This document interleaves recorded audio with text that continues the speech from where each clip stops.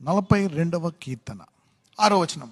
నా దేవా, నా ప్రాణము నాలో కృంగి ఉన్నది. కావున యోర్దాను ప్రదేశము నుండి, హెర్మోను పర్వతము నుండి, మిసారు కొండ నుండి నేను నిన్ను జ్ఞాపకం చేసుకుని. You see the power of remembrance. జ్ఞాపకము అనండి. Remembrance is very powerful thing. ఆయన సన్నిధిని జ్ఞాపకం చేసుకుంటున్నాడు. ఆయన శక్తిని. దావీదు కూడా ఇదే పరిస్థితి. అనేక సార్లు జ్ఞాపకం చేసుకుంటూ ఉంటాడు. దేవుడు ఇజ్రాయెల్ పట్ల చేసిన కార్యాలను జ్ఞాపకం చేసుకుంటూ ఉంటాడు. నువ్వు ఎలా సృష్టించావని ఆ సృష్టిని చూసి ఆయన జ్ఞాపకం చేసుకుంటూ ఉంటాడు. రకరకాల అద్భుతాలన్నీ కూడా జ్ఞాపకం చేసుకుని తన కష్టాల్లో నెమరు వేసుకుని. This is a big secret. Remembering. Do not forget the blessings of God. అందుకే దేవుడు సాక్ష్యాలను మర్చిపోకూడదు. దేవుడు ఎందుకు చేస్తూ ఉంటాడు అంటే, ఇంకా నేను అద్భుత కార్యాలు చేస్తున్నాను. God does this miracles. ఇక్కడ వీళ్ళ యొక్క నిలకడకు ఏంటంటే జ్ఞాపకం చేసుకుంటున్నారండి. Remembrance changes your language in tough times.